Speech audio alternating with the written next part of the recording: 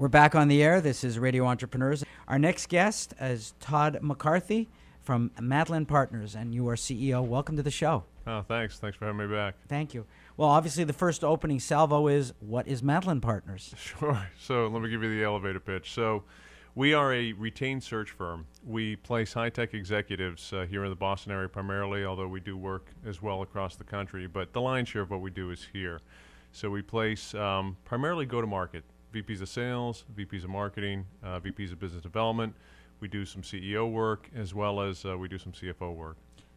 All for fee, or do you ever take a job? I hate to get into it. Do you ever? Well, because those companies can sometimes have some big upside when I'm sure you're looking at. Do you ever work on an incentive-based system?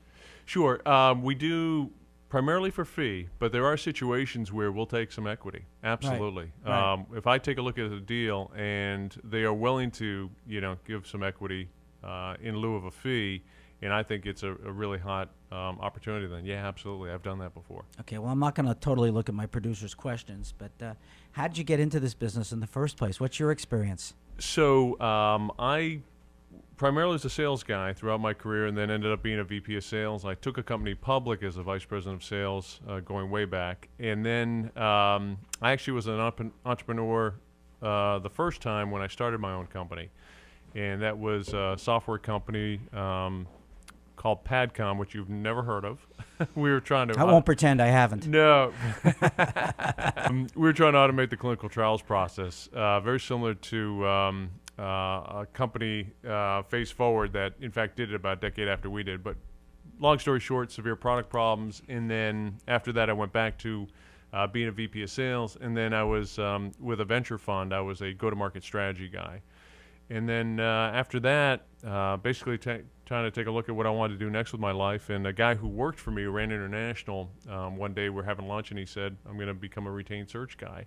And I had known all the retained search people in town from having been a VP of sales and having been placed. So then I took a look at it, realized it looked like a pretty good opportunity and something that I might enjoy doing. And I pulled the trigger and joined one of the big multinationals, Heidrick & Struggles, as a partner. Oh, yeah. See, that firm I know. Sure. But, I've consulted across, I think, almost every category of the service business. Retained search, it's a tough business. It is a tough business. Not a lot of loyalty, transactional. Yeah. You can lose a job on $1. Sure. I consider it to be one of the tougher service businesses to be in.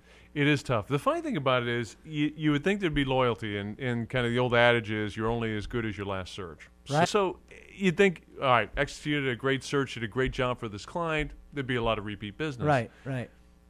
25% of the time, that's the case. 75% of the time, it's not the case. They forget about it. They've got short memories, and the next time comes around, they need to find another senior team member. Oh, I know. The retained search companies, they're constantly pounding the phones. Absolutely. Yeah. That's the business. If somebody wants to find you, Todd, at Matlin Partners and give themselves a leg up in building their team, how would they find you?